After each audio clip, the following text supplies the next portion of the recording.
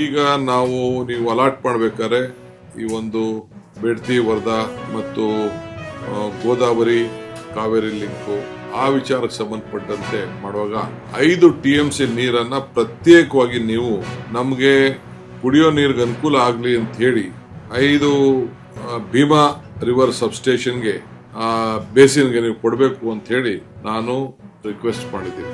ಏನು ಕೃಷ್ಣ ಬೇಸಿನ್ ಅಲ್ಲಿ ಬೇಡ್ತಿ ಇದು ಗೋದಾವರಿ ಕಾವೇರಿ ಲಿಂಕ್ ಅಲ್ಲಿ 5 TMC ಅಲ್ಲಿಂದ ಇಲ್ಲಿಗೆ ಶಿಫ್ಟ್ ಮಾಡಿ ನಮ್ಗೆ ಎಕ್ಸ್ಟ್ರಾ ಅಲಾಟ್ಮೆಂಟು, ಯಾಕೆಂದ್ರೆ ನಮ್ಗೆ ನೀರಿಗೆ ಬಹಳ ಗುಲ್ಬರ್ಗಾ ರೀಜನ್ಗೆಲ್ಲ ಬಹಳ ತೊಂದರೆ ಆಗ್ತಾ ಇದೆ, ಅದನ್ನ ಕೊಡಬೇಕು ಅಂತ ಹೇಳಿದ್ದೇನೆ.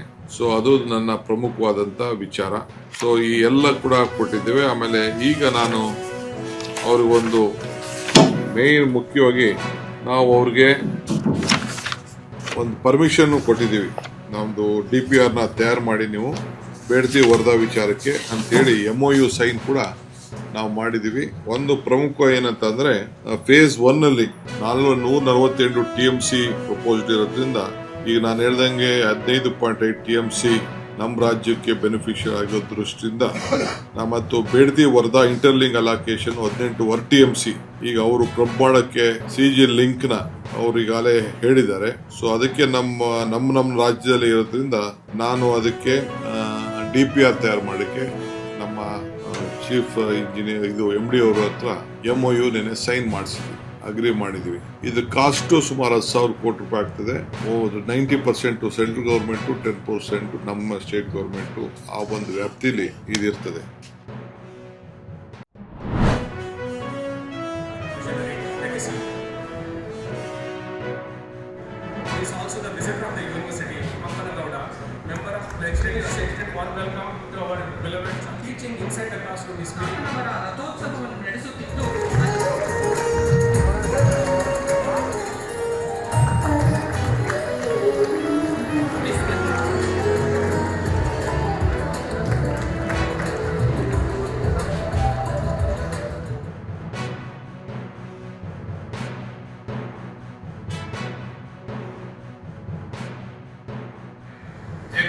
युवा के रूप में पर्यावरण के प्रति सजग रहते हुए पर्यावरण संतुलन बनाए रखने का प्रयास करने की कोशिश करते रहे, ऐसा मेरा अनुरोध है। मुझे विश्वास है कि आप सार्वजनिक जीवन में सक्रिय भूमिका निभाते हुए राष्ट्र की प्रगति में अपना योगदान देंगे और सभी को योगदान देने के लिए प्रेरित करेंगे। विश्वविद्यालय द्वारा शिक्षा के उन्नतीकरण के लिए जो प्रयास किए जा रहे हैं उसके लिए मैं विश्वविद्यालय परिवार को हार्दिक बधाई और शुभकामनाएं देता हूँ। मैं सभी विद्यार्थियों को आपके उज्ज्वल भविष्य के लिए शुभकामनाएं देता हूँ। आपके प्रयास, आपकी मेहनत और आपका समर्पण आपको सफलता की नई ऊंचाइयों तक ले जाएगा।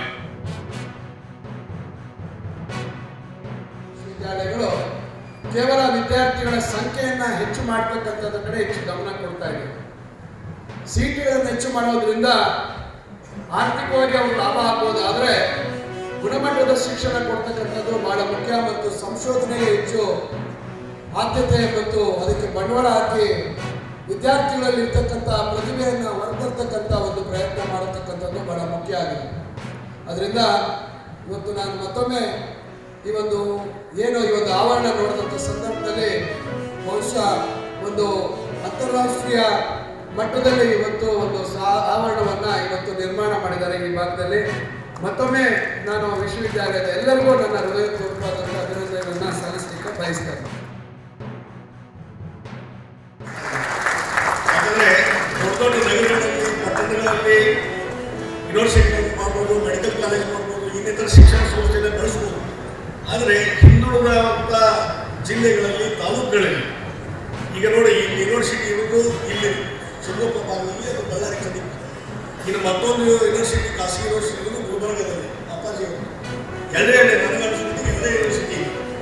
ಹೀಗಾಗಿ ಈ ರೀತಿ ಒಂದು ಯೂನಿವರ್ಸಿಟಿಯನ್ನು ಸ್ಥಾಪನೆ ಮಾಡುವ ಮುಖಾಂತರ ಈ ಭಾಗದ ಒಂದು ಶೈಕ್ಷಣಿಕವಾದಂಥ ಪ್ರಗತಿಗೆ ಒಂದು ಪೂರಕವಾಗಿ ಕೆಲಸ ಮಾಡುವಂಥ ಕೆಲಸವನ್ನು ಇವತ್ತು